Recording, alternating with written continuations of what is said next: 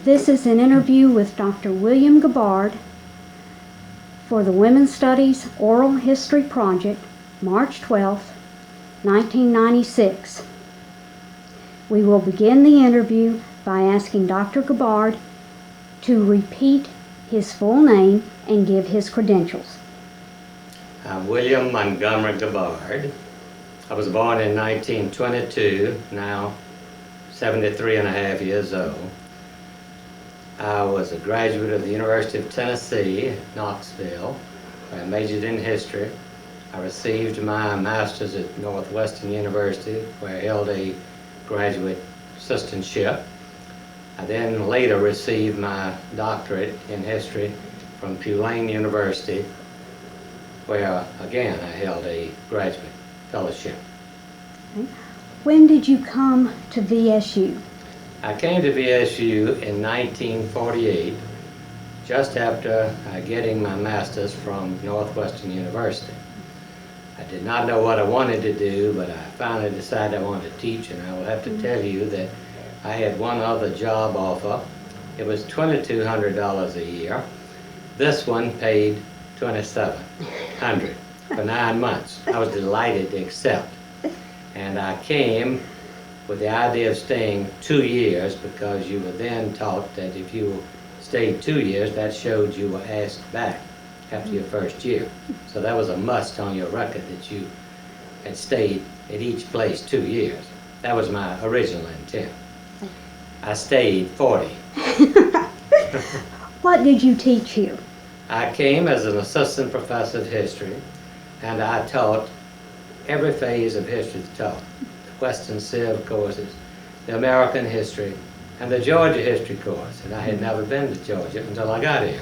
But I always said I thought I did better in that perhaps than I did in other fields, because I diligently pursued it, the area, and I've enjoyed it. I've traveled all over Georgia through the years, even the little byways and off the highways, so I know much more about that than I do my native state of Tennessee. You eventually became head of the Department of History.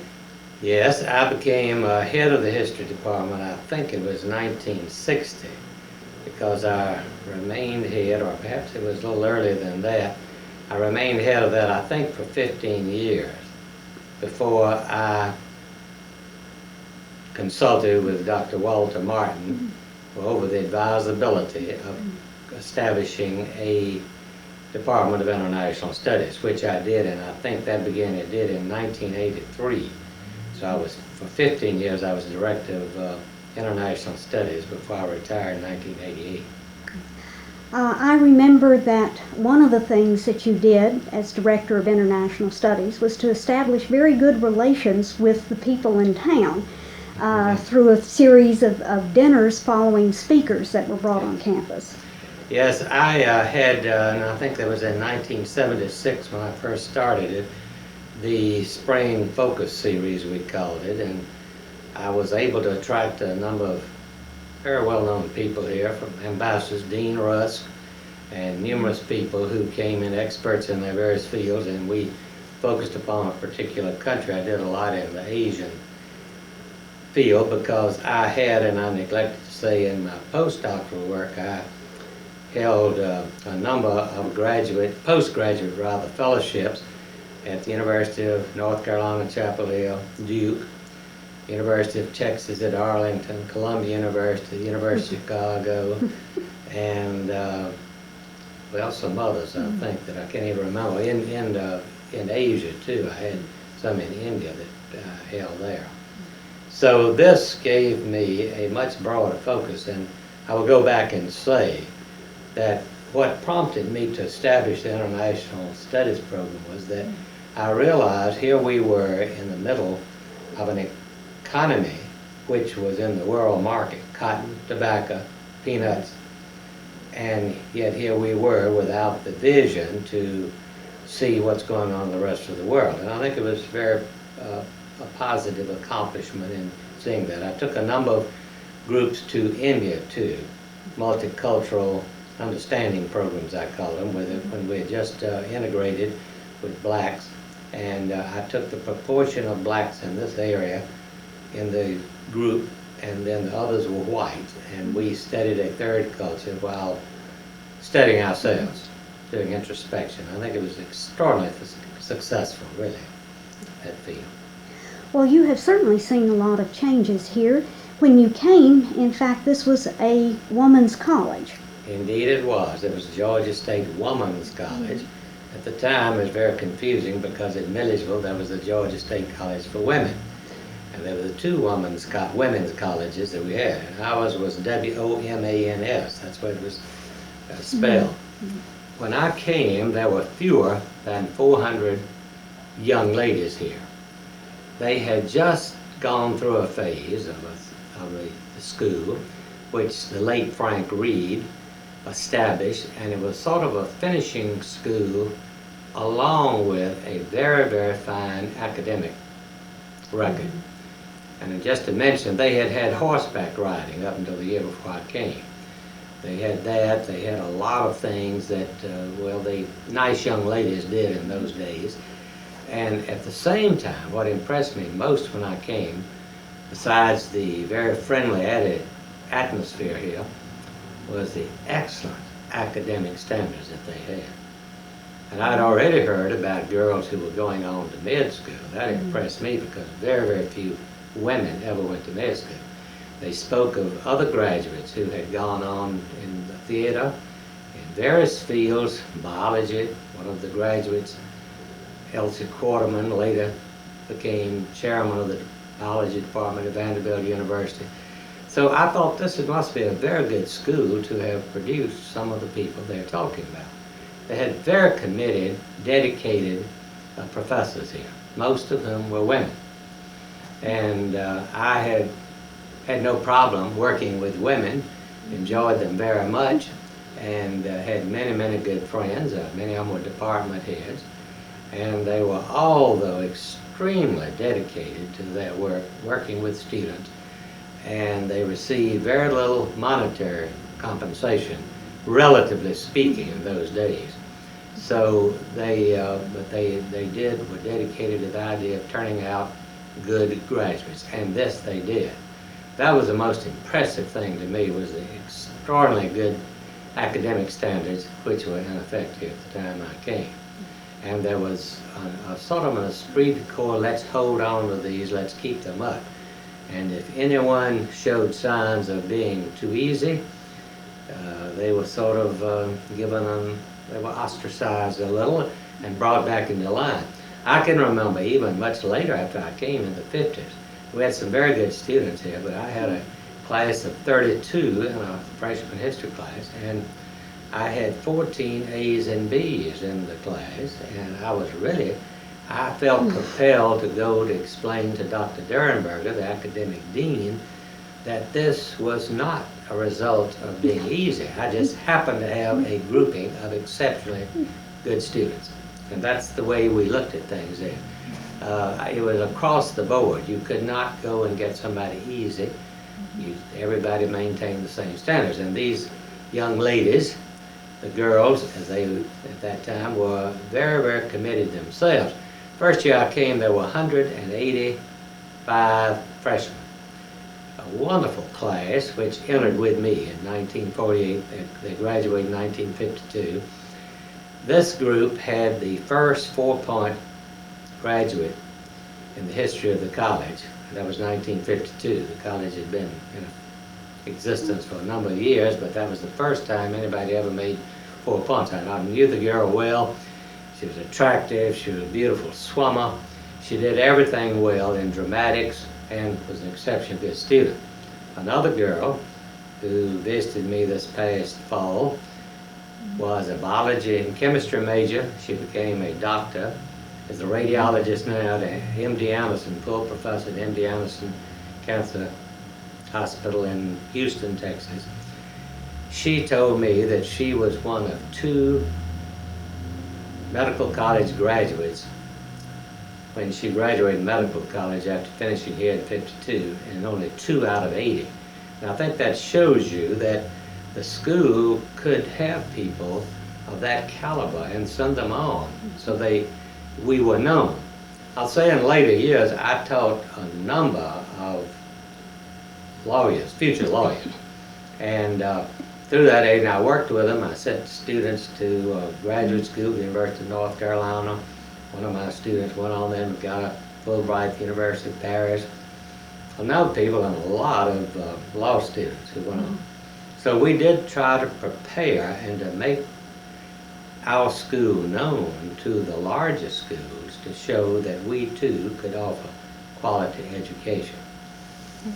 Well, you have been here 40 years, 48 years now. Since I oh, came. yeah, it is going. Okay, I was going to say, don't look down, it's not. You've seen the school integrated Yes. with males and with blacks. Correct. How do you remember those changes? All right. When we became a coeducational institution, and as we called it, Little Emory out here, which was a division of Emory University, it was with some mixed feelings, and I'll have to say in retrospect that we did attract at that time a less than average probably type of young man. The ratio was about 1 to 10 for boys to girls at that time. And although some of them were very good, we did have a number of people who had flunked out at various other places and who were hoping to find a home somewhere. And since they came in, and I remember this quite well because the school here stressed leadership for the young ladies, and they performed beautifully in all fields, in athletics and drama, music, the entire range of activities on the college campus, the dance. And there was a tendency at that time for boys to come in, they wanted to be president of the clubs, things of that sort. I do remember that. And they were not exceptionally well qualified as well. There was, in a sense, a lowering of standards to a degree. I quite well remember that this school, so it was said, though I could not prove it, along with Agnes Scott, had the highest standards for people in the state, other than Georgia Tech, and that is the women's colleges. And on a number of occasions, I remember hearing people say, boys and girls, that they were going up to the University of Georgia to build up their grade point average because they couldn't do it here. They were called here if you were not good in something. That was the way it was. But the thing that impressed me about the school at the time when I came in, the girls still dressed for dinner once a week on Thursday night. Then there were such things, traditions, as the Old English Festival, in which they dressed up and for this Old English Festival and threw the Yule log on the fire and so forth, and had the pig that served and so forth with an apple in his mouth. And then that was in the winter, and then in the spring they had the May Day Play Day, in which the beautiful May Day celebration with Queen and the court. And they had it down on the south end of the campus, which was a very beautiful place. And the dance club, they had a first-rate modern dance group there. They just really did. I'd come from Northwestern, so I thought, well, I guess this is a little small school. I was gratified to find the director of drama was Louise Sawyer, graduate of Northwestern, whose productions were superb. They really were. Likewise, in the modern dance, a person of unbelievable ability and ingenuity and creativity of Dick Reggie. And you could apply that to so many other fields, the people who were strictly academic. But in their fields, they were regimented, they were dedicated, and everyone held the students' feet to the fire, so to speak. It was a delightful teaching arrangement. I didn't realize until later how lucky I was. It was small enough where you could not cut classes without a specific excuse. So you had a captive audience. And if you had that, if they were there, then, and you imposed your regimen upon them, you could have a very good class. And you did. You could inspire them, and they responded quite well. It was a delightful teaching assignment that I had. Well, you've certainly seen us grow, both in numbers of students and outward into the community. Would you like to comment on that growth? Well, we've had tremendous growth numerically. No doubt about that. I think it's 9,500 now that we have enrolled here. I look at it from two ways. At the time I came, society then did not expect every high school graduate to go to college. They did, those who could afford to did, and there were a lot who were unable to afford to come. I will comment on one thing. I think this college had a very nice arrangement then. It took those people who were, we said in those days, a little slow intellectually. And I guess through testing they did it, but they would have two sections of a certain class. We'll say it's History 101. Well, they had it 101A. The A section did not stand for academic excellence, but rather for a slower group. But it was a way of trying to take those students from weaker backgrounds and to bring them up to the level. And I think it worked to some degree, at least in that stage. But at any rate, my overall impression of the college, and this is true in all universities, that we do not have the same academic standards today that we had in the old days. And there are a number of reasons for it that most of us are fully aware of. But I regret that we don't have that same emphasis upon the academic rather than upon numbers. I don't think bigness always means better. I think you can have quality and be small, and that's what impressed me when I came here. I thought, a little tiny school with fewer than 400 people, well, it must not be much. Well, I found out that it was quite a well-known institution, and it made its mark, although small, through sending these girls to professional schools, to graduate schools. I remember that first year we had a girl, a graduate, who went to the University of Pennsylvania graduate school in anthropology, who did quite well. So you see, they were well prepared when they went to do that. But then the integration of blacks, which I heartily endorsed, came about, and it was not exactly easy, but it did come about, and that's when in the 70s I began to take these groups, as I say, to India, multicultural understanding groups, to study one another, and I think they were very successful. I regret and lament that today, from what I hear, that academic standards are not what they were in the old days. But then that's true, I'm told, at many other universities, and leading universities at that. I'll tell you this, there's a commentary on that right here in this living room, that a professor of history at Princeton University, the Arthur Link, who is a leading biographer of Woodrow Wilson and so forth, and Arthur told me that he had a student, a doctoral student at Princeton, who simply could not write. And Arthur was of the old school. He says, you will learn to write. You will come to my house every Saturday morning and sit at the kitchen table. He made the person write. He would correct it, write it again, kept writing. So I commented, I said, Arthur, I presume that student was a minority. No, it was not.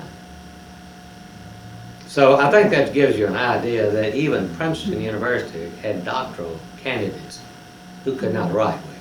That's the lament I hear from, in my last years at least, all over. I had people who taught at Bryn Mawr and various others, and they said that they didn't have freshman English courses because that you're supposed to know how to write. But they said, unfortunately, when you signed the term paper, they didn't know how to write. So I guess overall that, and yet I know that education is a more democratic phenomenon today. We are reaching out. We reach out in many different ways. When I came, this was strictly a liberal arts college. They had one person to teach education courses, but there was not a department of education. You got your degree in a departmental major, but with the proviso that you could teach. You had the requisite number of professional education courses, but you did not major in education. And for that reason, everyone took divisional majors. Humanities, you had to have so much in humanities, so much in the sciences, so much in the social sciences. There was no escape. You could not have an easy degree here. Tell me a little about your fellow professors at that time. I know that there were some remarkable women who taught there. I would be glad to. Very good friends. I can name them. As I say, Louise Sawyer, who was professor of speech, who was a delightful person, charming, and who produced plays. And I look back, she had no budget for staging. She would borrow chairs from somebody, a sofa from somebody. There was no fancy equipment such as we now have. A volunteer person would come in and do the lighting. But the quality of her plays were phenomenal. And the students had a very high respect for her. I remember the production of the Heiress was just first rate. I saw it on Broadway last year. And I was just struck by the remembering how well it was done here. All right, Louise Sawyer was one. I could name another, Beatrice Nevins, who was head of the biology department and served with distinction. She also in the same department was Marjorie Carter, who, and they had this idea at the time, which I thought was very good. Marge Carter was house mother, as they called it, of the dormitory. At the same time, she taught part-time. She later taught full-time. But that was the idea that she would be on the, since most of the students were boarding students, she was there to be a mother confessor, but an advisor, not only of personal matters, she was very good at that, but in academic matters. So that was the concept that they had at that time in some of the people, and that's the way they did it in the three dormitories they had. Well, she was a person very committed and to the field of biology. Then there was Dr. Sapelo Trainer, a superb scholar, a person of an old family in Georgia who, Phi Beta Kappa, who taught French, Spanish, and by all accounts the girls reported very rigid in her demands. And I always remember this, I thought it was amusing. There would be sometimes an advanced class, maybe 3 or 4 girls in a senior French class, perhaps. She would go around and ask questions in the morning, Miss Jones, they wouldn't know it. When she finished up with the 4, instead of saying, well, you don't know this, she started over. And she went round and round. And they said it never happened again. They were always prepared. So that showed you some of the rigidity which we had, but it produced very, very good students in that respect. She was a first-rate scholar. We had, by that time, we had Mrs. John Jenkins, who was Dean of Women, a wonderful person who came here from the University of Georgia, who taught, charming person, brilliant intellectually, delightful personality, and who at the same time could entertain with a flair and did things very beautifully. So those were some of the women. Then there was Mildred Price, who headed the history department, who had been here for some time. And some of these ladies, I'll have to tell you, a little humorous, they were always a little hesitant about their ages. And if anything came up, there were these vague, when I came here in 1492, things like that. But that didn't deter students who would always go back and look in the annuals and see when they really came, so they could sort of guess the ages. But then, so that was some of the women who were here at that time. Tilly Mathis taught, along with Leonora Ivy, taught the athletics, and they did a first-rate job in teaching athletics. Every girl was required to have physical education, and it was a well-rounded. If you couldn't play soccer, if you couldn't play tennis, well, then you could do something else over here. They had archery. They had everything, and it was required of everyone. But they had excellent tennis players. They had excellent hockey players. Every girl, when she came into school, was assigned to one of the two sports clubs, Lambda or Kappa. And there was a great deal of rivalry, beautiful swimming, aquacade they had, that underwater synchronized swimming with light. It really was an elegant production. And they had the same in the modern dance. Phyllis Valente headed the modern dance, and her productions were simply superb. They really were. She did their own choreography, and all of these people seemed to be able to pull from their students the very best that the student had. That's what impressed me, that they could take someone and whatever their quality, they could bring out the latent talents and develop them into the very fullest. Where was the swimming pool? The swimming pool is still here. It's down really? by the bookstore. Where the bookstore, it's built around the bookstore. And incidentally, that was interesting. Every girl, of course, had to swim. That was a requirement. You couldn't leave the college unless you could swim. But they took swimming in the fall and the spring, outdoor. And they shivered, but they went through it. They never gave in. They had to do that. So it was a good integrated program, intellectually, academically, but with social activities. They developed the leadership abilities of the girls, the athletic. It was a well-rounded program, very much so. Is there anything you would like to say to those who might be viewing this tape in the future? Well, yes, I would, because I think there's a tendency to always think of, well, we are better now than that we have been. And I know there are many buildings, and administrators want to always cite how many buildings, how many students we have, and so forth. But I think the quality of education which this school had could not be measured, and I know this by being in education so long, and I knew people who were teaching in very well-known schools like Sweetbriar and other women's colleges, and I think that our level of instruction was comparable to those. So I think that however big we become, whether we're university, and that doesn't impress me necessarily, because to me it's in name only, but the college that we had here was a first-rate liberal arts school and prepared people for their various professions, not only for but as good citizens too. And I think they stress that in every way, that when you leave the college, whether you're a housewife, whether you're a professional person, working as a secretary, whatever, that we want you to be a good member of the community. And that was instilled in them, I think, which I think is essential to a good democracy. Thank you, Dr. Gabard, for agreeing to be interviewed. Quite welcome.